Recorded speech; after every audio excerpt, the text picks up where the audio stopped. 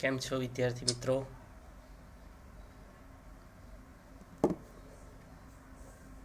ધોરણ 12 કોમર્સ વિષય વાણિજ્ય વ્યવસ્થા અને સંચાલન, અને એમાં પ્રકરણ નંબર 6 દોરવણી.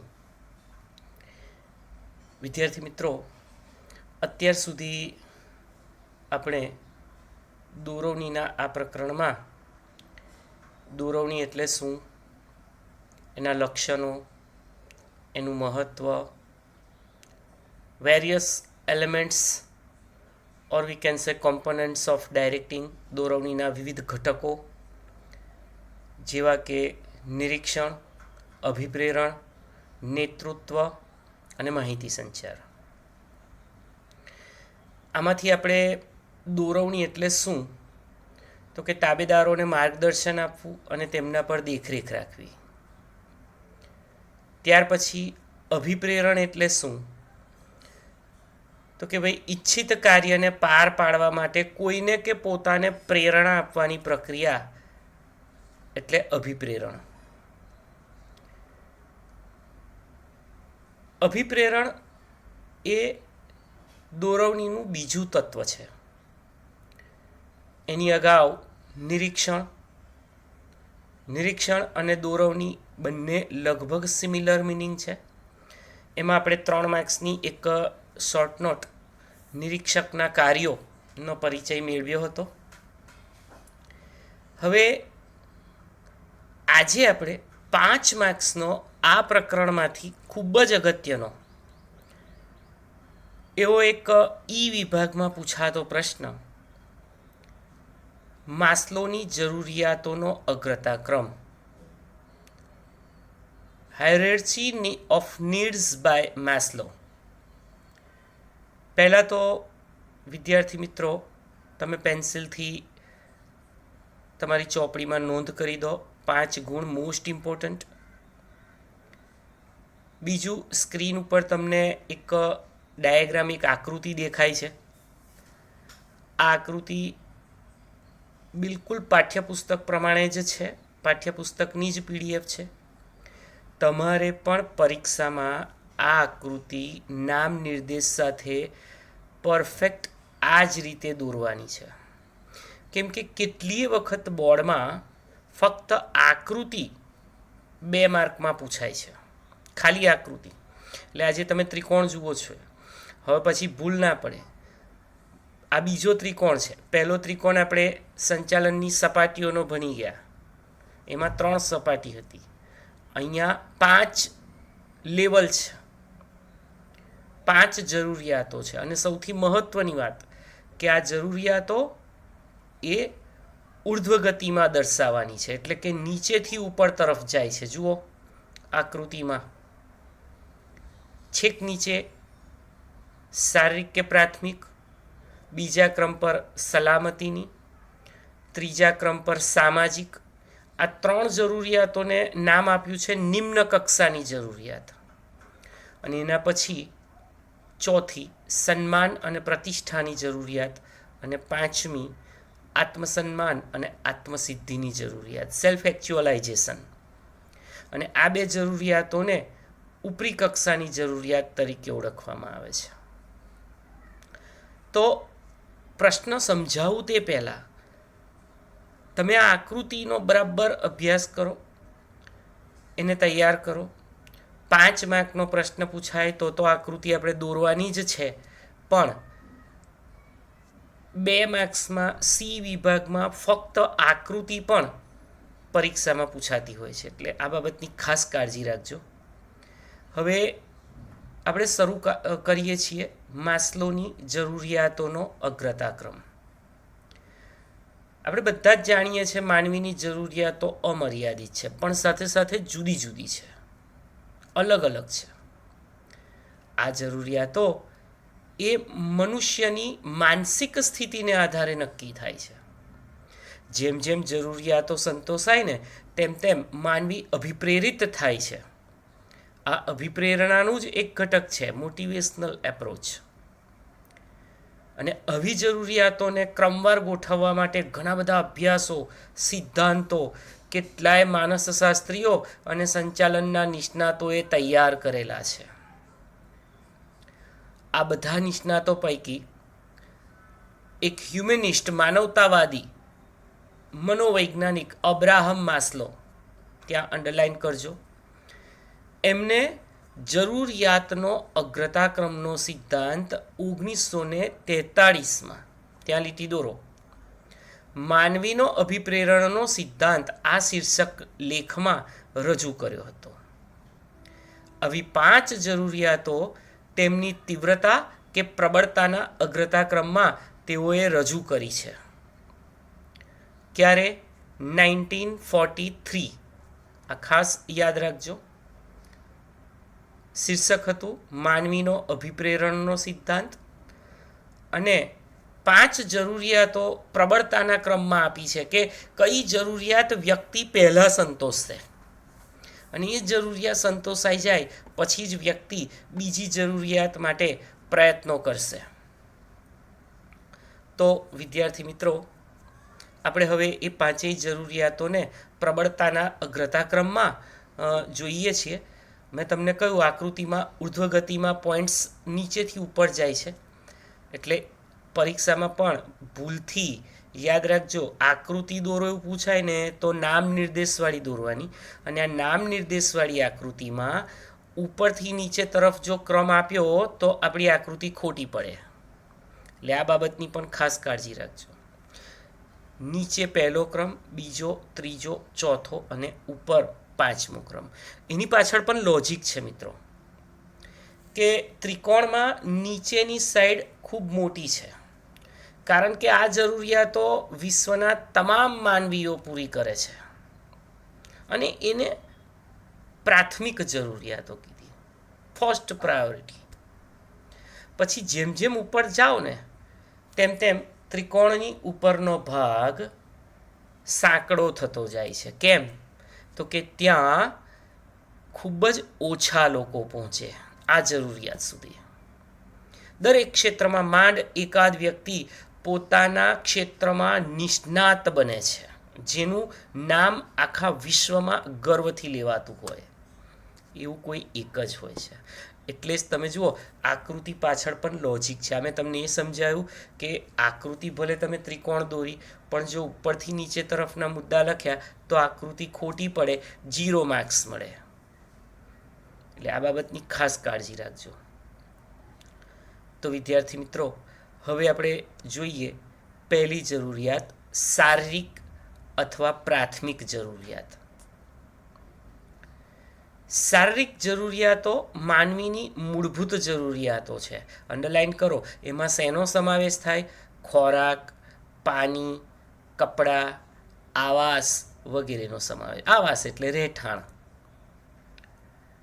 શરીરને ટકાવી રાખવા માટે ખોરાકની જરૂરિયાત એ સૌથી અગ્રતાક્રમ ધરાવતી પ્રથમ જરૂરિયાત છે. First requirement of human being, and that is food, supplement of food. ખોરાક જોઈશે જ. ભૂખ્યો માણસ ખોરાકને જ પ્રાધાન્ય આપે છે. એનો અર્થ એ છે કે જ્યાં સુધી ખોરાક, કપડાં અને રહેઠાણ આ પાયાની બેઝિક રિક્વાયરમેન્ટ સંતોષાય નહીં ને ત્યાં સુધી એ બીજી કોઈ જરૂરિયાતોને મહત્ત્વ આપતો નથી. આ માનવીની વિચારધારા છે. એ હંમેશા ફર્સ્ટ પ્રાયોરિટી એની પ્રાથમિક જરૂરિયાતોને જ આપશે, પછી એ બીજી જરૂરિયાતો વિશે આગળ વિચારી શકે. તો પહેલી જરૂરિયાત હતી શારીરિક અથવા પ્રાથમિક જરૂરિયાત. બીજી સલામતીની જરૂરિયાત, સેફટી નીડ્સ. જ્યારે વ્યક્તિની પ્રાથમિક જરૂરિયાતો સંતોષાઈ જાય ને ત્યારે અગ્રતાક્રમની દ્રષ્ટિએ હવે બીજો ક્રમ આવે, અને તે છે સલામતી, સેફટી, સિક્યોરિટી. શેની સેફટી? અંડરલાઈન કરજો, શારીરિક સલામતી. બીજું નોકરીની સલામતી. ત્રીજું જોખમ સામે રક્ષણ. ચોથું પગારની નિયમિતતા. અત્યારે તમે જુઓ આ લોકડાઉન અને કોરોના એપિડેમિક્સના સમયમાં ઘણા બધા પ્રાઇવેટ જે કર્મચારીઓ છે, ખાનગી કર્મચારીઓ છે, એમના પગાર બંધ થઈ ગયા અથવા પગાર કાપ એ લોકોને મળ્યો છે. તો એ પણ અસલામતી અનુભવે છે. આ માટે માનવી શું કરશે? વીમો લેશે. ભવિષ્યમાં આવી પડનારા જોખમો સામે રક્ષણ મેળવવા માટે તે વીમો લે છે. પછી બેંક અથવા પોસ્ટ ઓફિસમાં બચત ખાતું ખોલાવશે. આવું કેમ? આ સલામતી માનસિક શાંતિ માટે જરૂરી છે. ભાઈ, હવે એને પ્રાથમિક જરૂરિયાતો તો સંતોષાઈ ગઈ. રોટી, કપડાં, મકાન તો મળી ગયા. હવે એને જરૂર છે સલામતીની. એટલે અબ્રાહમ એચ મેસ્લોએ બીજા ક્રમ ઉપર સલામતીની જરૂરિયાતને ભાર મૂક્યો છે. ત્રીજી, સામાજિક જરૂરિયાત, સોશિયલ નીડ્સ અથવા લવ નીડ્સ. જ્યારે સલામતીની જરૂરિયાત સંતોષાઈ જાય પછી સામાજિક જરૂરિયાતોનો ક્રમ આવે. તમે જુઓ, ક્રમમાં જ જશે. જ્યાં સુધી સેફટી નહીં હોય ત્યાં સુધી સોસાયટીમાં એ નહીં આગળ આવે. હવે એને લાગણી, પ્રેમ વગેરેની જરૂરિયાત ઊભી થાય છે. કારણ કે માનવી એ સામાજિક પ્રાણી છે. Main is a social animal. તેનું પોતાનું પરિવાર, સગા સંબંધી, મિત્રો અને સમાજ તરફથી એને હંમેશા લાગણી અને પ્રેમ મળે ને એવું એ ઈચ્છે છે. આવી જરૂરિયાતોમાં પરિવારના સભ્યો, મિત્રો, સગા સંબંધીઓ દ્વારા અથવા તો જ્યાં એ કામ કરતો હોય, કાર્યસ્થળ, નોકરી કરતો હોય ત્યાં કાર્યના સ્થળે તેના સહકર્મચારીઓ અને સમાજના લોકો દ્વારા એને સ્નેહ અને આદર મળે તેવી જરૂરિયાત તે અનુભવે છે. એટલે આને આપણે લવ નીડ્સ તરીકે પણ ઓળખીએ. હંમેશા એવું ઈચ્છે કે ઘરના સભ્યો એને આવકારે, માન સન્માન આપે, કામના સ્થળે એને માન સન્માન, આદર મળે. આ એની ત્રીજી જરૂરિયાત છે, જે જો સ્ટેપ બાય સ્ટેપ હવે વધતી જાય છે. આ ત્રણ જરૂરિયાતો એ નિમ્ન કક્ષાની જરૂરિયાત છે, લોઅર લેવલ રિક્વાયરમેન્ટ્સ. ચોથી, સન્માન અને પ્રતિષ્ઠા, એસ્ટીમ નીડ્સ. આપણે જોયું કે ઉપરની ત્રણ જરૂરિયાતો જે છે એ નિમ્ન કક્ષાની છે. સન્માન અને પ્રતિષ્ઠાની જરૂરિયાતોને હોદ્દાની જરૂરિયાત કે ઉપરી કક્ષાની જરૂરિયાત તરીકે પણ ઓળખવામાં આવે. ત્યાં અંડરલાઈન કરજો, એનું આ બીજું નામ છે. હવે વ્યક્તિ એવું ઈચ્છે કે પોતાની જાતનું મૂલ્યાંકન ઊંચું થાય. સાથી કર્મચારી કે ઉપરી અધિકારીઓ તો માન સન્માન આપે જ, પણ એની પ્રતિષ્ઠામાં વધારો થાય તેવી લાગણી એનામાં જન્મે છે અને એ પ્રાપ્ત કરવાની ઝંખના એનામાં વધતી જાય છે. હવે એને સમાજમાં સન્માન, આત્મવિશ્વાસ, પ્રતિષ્ઠા અને ઊંચો હોદ્દો કામના સ્થળે જોઈએ છે. આ બધી જ રિક્વાયરમેન્ટ્સ એ સન્માન અને પ્રતિષ્ઠાની જરૂરિયાતમાં આવે. એને એસ્ટીમ નીડ્સ કહેવાય.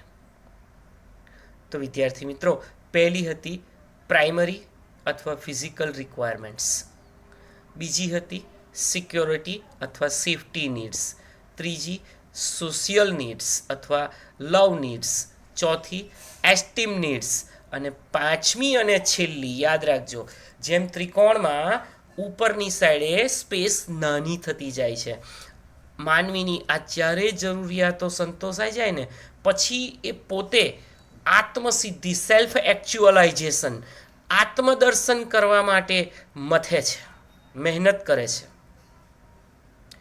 પ્રત્યેક વ્યક્તિ સિદ્ધિના શિખરો સર કરી ટોચ ઉપર બિરાજવા માટે ઈચ્છતી હોય છે. ટોચ ઉપર અંડરલાઈન કરજો. પોતાના કાર્યક્ષેત્રમાં, ત્યાંથી લીટી દોરો, પોતાના કાર્યક્ષેત્રમાં પોતાનું નામ ગર્વથી અને સર્વોચ્ચ કક્ષાએ લેવાય. પોતાના કાર્યક્ષેત્રમાં પોતાની પ્રવીણતાનો મહિમા ગવાય તેવી ઈચ્છા એટલે આત્મસિદ્ધિની જરૂરિયાત. ત્યાં અંડરલાઈન કરો. બી વિભાગ 1 માર્કનો પ્રશ્ન. આત્મસિદ્ધિની જરૂરિયાત એટલે શું? ઉદાહરણ પણ યાદ રાખજો વિદ્યાર્થીઓ.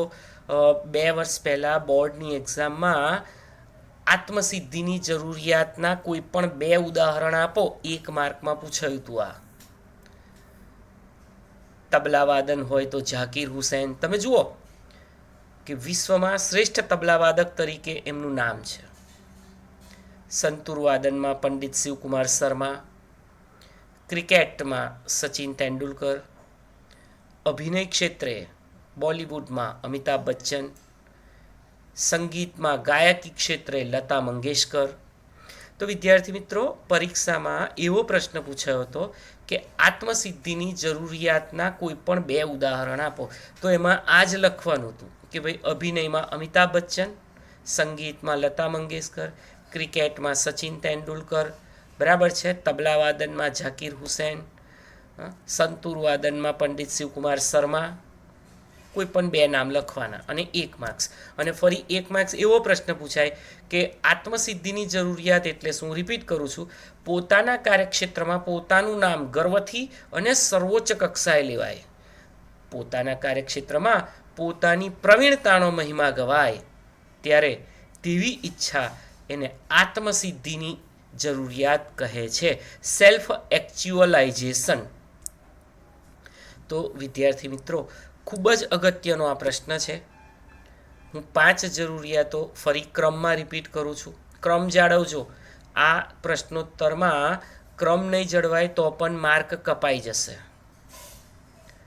એટલે ખૂબ અગત્યનો છે આ પ્રકરણનો આ પ્રશ્ન.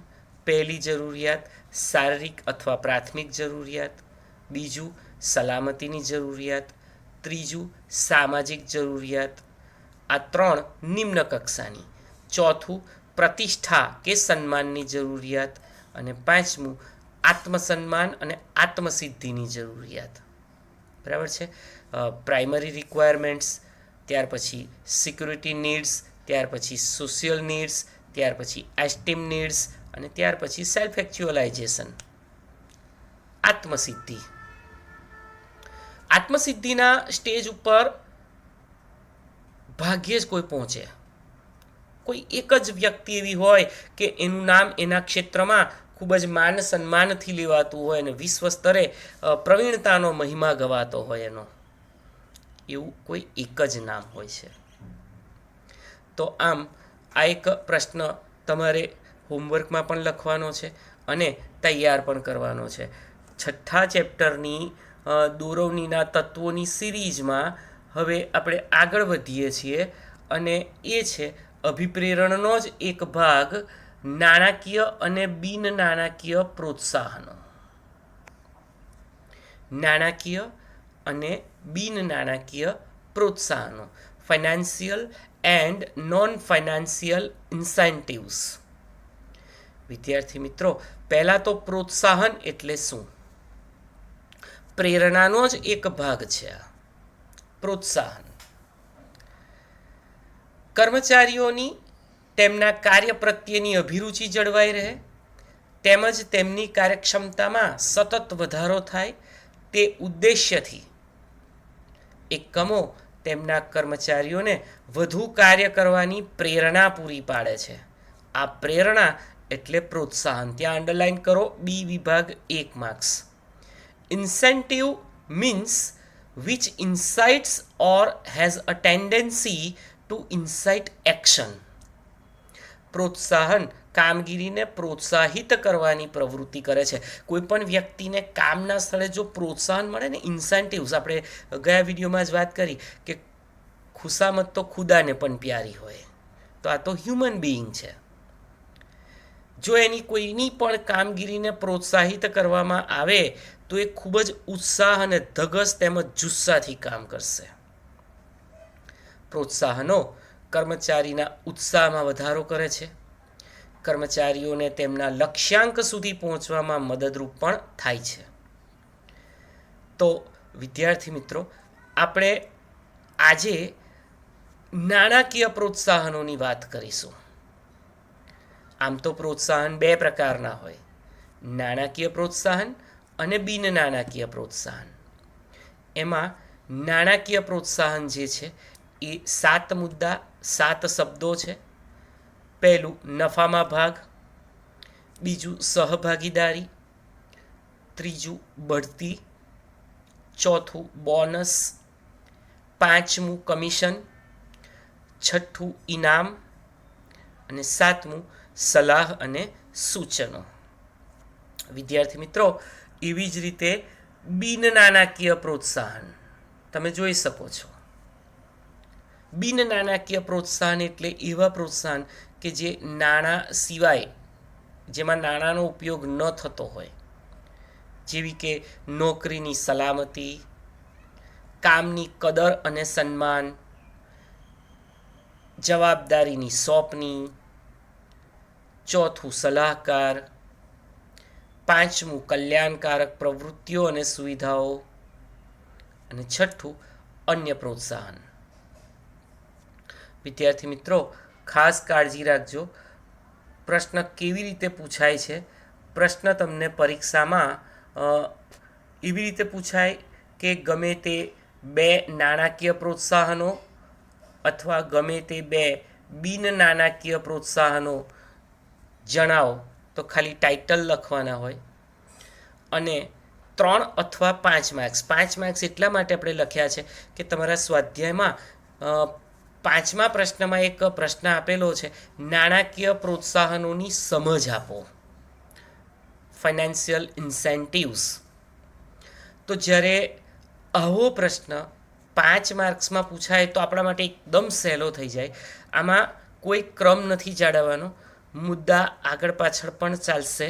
ખાલી પ્રોત્સાહનની વ્યાખ્યા જે હમણાં અગાઉ આપણે જોઈ કે ભાઈ કર્મચારીઓની તેમના કાર્ય પ્રત્યેની અભિરુચિ જળવાઈ રહે, તેમજ તેમની કાર્યક્ષમતામાં સતત વધારો થાય તે ઉદ્દેશ્યથી એકમો તેમના કર્મચારીઓને વધુ કાર્ય કરવાની જે પ્રેરણા પૂરી પાડે છે, આ પ્રેરણા એટલે પ્રોત્સાહન.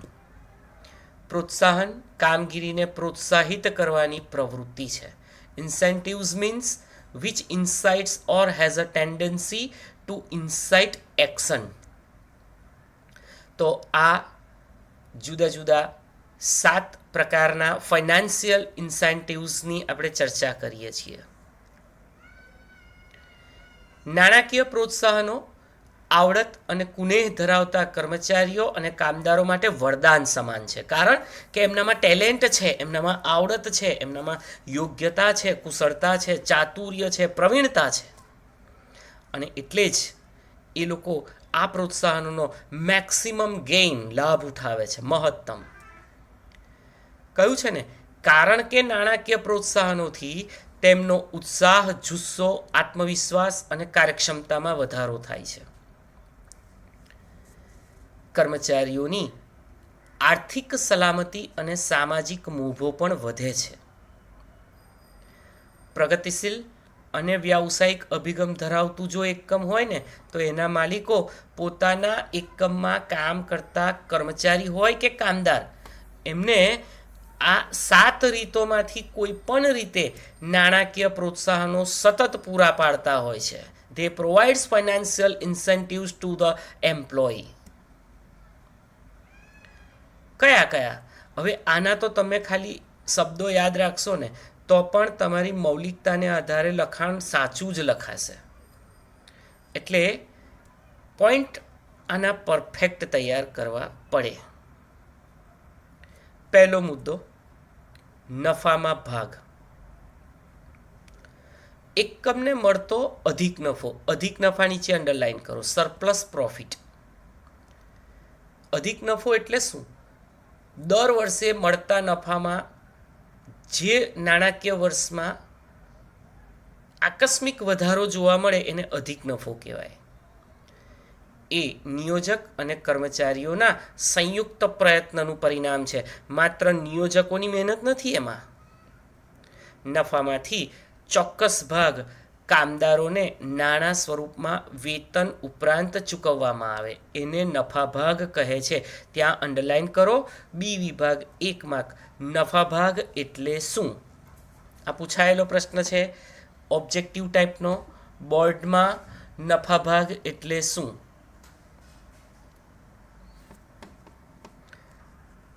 બીજું છે સહભાગીદારી.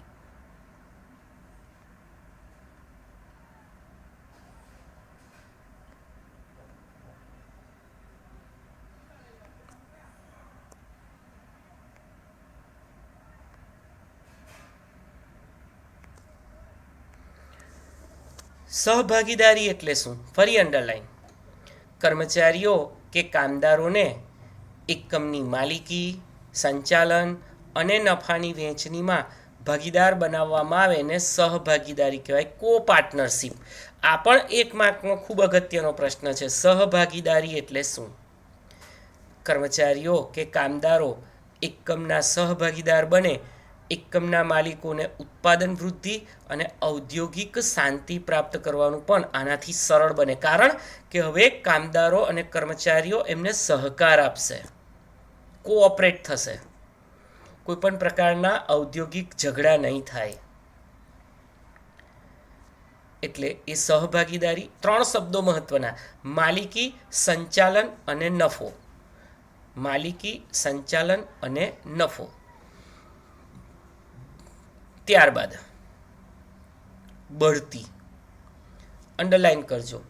કર્મચારીઓને તેમના વર્તમાન હોદ્દા ઉપરથી ઊંચા અને લાભદાયી હોદ્દા પર મૂકવાની પ્રક્રિયાને બઢતી કહે છે. આપણે એને પ્રમોશન પણ કહીએ, પ્રમોશન. તો વર્તમાન હોદ્દા પરથી ઉપલા અને લાભદાયી હોદ્દા પર, દાખલા તરીકે ક્લાર્ક હોય તો એને હેડ ક્લાર્ક બનાવવો, કામદાર હોય તો એને સુપરવાઇઝરની પોસ્ટ આપવી. તો વર્તમાન હોદ્દા પરથી ઉપલા હોદ્દા પર લઈ જવા. આનાથી કર્મચારીઓની સત્તા, જવાબદારી, ફરજો અને વેતનમાં પણ વધારો થાય. બઢતીનો ફાયદો શું? કર્મચારીની કાર્યશક્તિ અને જુસ્સો વધે છે. એ રીતે પણ બઢતી એ નાણાકીય પ્રોત્સાહન ગણાય. કેટલાક પ્રોત્સાહન એવા છે, વિદ્યાર્થી મિત્રો, પ્રશ્ન MCQ ટાઈપનો પરીક્ષામાં પૂછાય કે નીચેનું પ્રોત્સાહન એ નાણાકીય પ્રોત્સાહન છે. તમને 3 બિન નાણાકીય આપ્યા હોય અને 1 નાણાકીય આપ્યું હોય, પણ એ પણ લાગે બિન નાણાકીય જેવું છે, એટલે કન્ફ્યુઝ કરે તમને. હવે તમે જુઓ, સહભાગીદારી અને સલાહ સૂચન. હજી એક છે બઢતી. આ 3 મુદ્દા એવા છે કે એમાં આપણને એવો સ્પષ્ટ આઈડિયા ના આવે, જો ભણ્યા ના હોય તો, કે ભાઈ આ ખરેખર નાણાકીય પ્રોત્સાહન છે કે બિન નાણાકીય. પણ આ બાબતની ખાસ કાળજી રાખજો. ચોથું, બોનસ. બોનસ આ શબ્દથી આપણે પરિચિત છીએ. વર્ષના અંતે નક્કી થતા નફામાં કામદારોનું કોઈક ને કોઈક યોગદાન છે, કોન્ટ્રીબ્યુશન છે, પ્રદાન છે. આથી બોનસનો કાયદો એવું છે કે દર વર્ષે ગણાતા નફામાં અમુક ટકા કર્મચારીઓને વર્ષાંતે બોનસ સ્વરૂપે ચૂકવવા જોઈએ. અને વિદ્યાર્થી મિત્રો, આપણા ગુજરાતની અંદર દિવાળીમાં બોનસ ચૂકવવાની પ્રથા છે ઔદ્યોગિક એકમોમાં.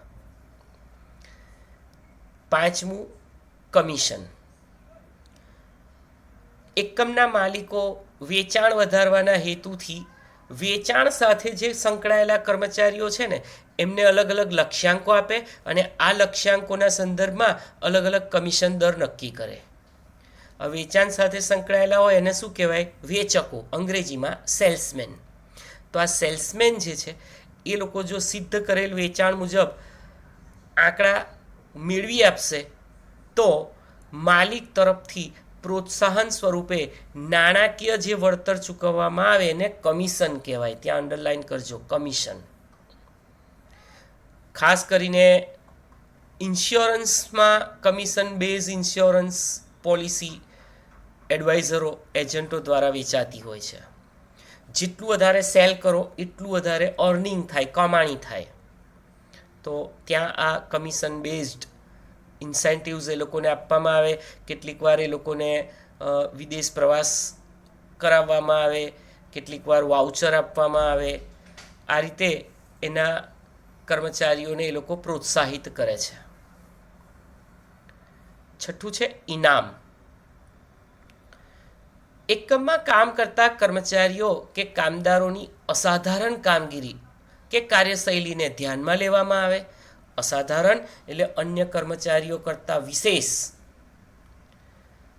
તો આવી કાર્યશૈલી વર્ક સ્ટાઇલને ધ્યાનમાં લઈ એકમની વાર્ષિક સભા એન્યુઅલ મિટિંગ્સ જે ભરાય એ વાર્ષિક સભા સંમેલન કે વિશિષ્ટ સમારંભ યોજવામાં આવે અને માલિક તરફથી જે તે કર્મચારી કે કામદારને તેની સેવા બદલ કાં તો કેશ પ્રાઇઝ રોકડ પુરસ્કાર અથવા સર્ટિફિકેટ એટલે કે પ્રમાણપત્રો અથવા ચંદ્રક એટલે કે મેડલ આપી જાહેરમાં સન્માનિત કરવામાં આવે છે. વિદ્યાર્થી મિત્રો, આ રીતે જાહેરમાં સન્માનિત થયેલો કર્મચારીનો જુસ્સો, ધગસ અને કાર્યક્ષમતા ખૂબ જ વધશે. જે લોકો કાર્યક્ષમ છે એ પોતાની કાર્યક્ષમતા ટકાવી રાખવાનો પ્રયત્ન કરશે અને બિનકાર્યક્ષમ કર્મચારીઓ શ્રેષ્ઠતા મેળવવાનો પ્રયત્ન કરશે અને એવું વિચારશે કે ભાઈ નેક્સ્ટ યર જે કંઈ આવું ફંક્શન થાય એ ફંક્શનમાં અમને આ પ્રાઇઝ મળે અને એ લોકો વધુ ઉત્સાહથી એકમમાં કામ કરશે. આ નાણાકીય પ્રોત્સાહન ખૂબ જ અગત્યનું છે. પ્રાઇઝીસ, ઇનામ. 7મું નાણાકીય પ્રોત્સાહન એવું છે કે એમાં આપણને એવું લાગે કે આ બિન નાણાકીય છે. કેમ? તો કે એમાં એના નામમાં જ સલાહ અને સૂચન, એડવાઇસ એન્ડ ઇન્સ્ટ્રક્શન. સમજીએ. કામદારો ઉત્પાદન કાર્ય સાથે સતત સંકળાયેલા છે. તેઓ ઉત્પાદન પ્રક્રિયાને વધુ સારી અને કાર્યક્ષમ બનાવવા સલાહ અને સૂચનો એકમના માલિકોને આપે છે.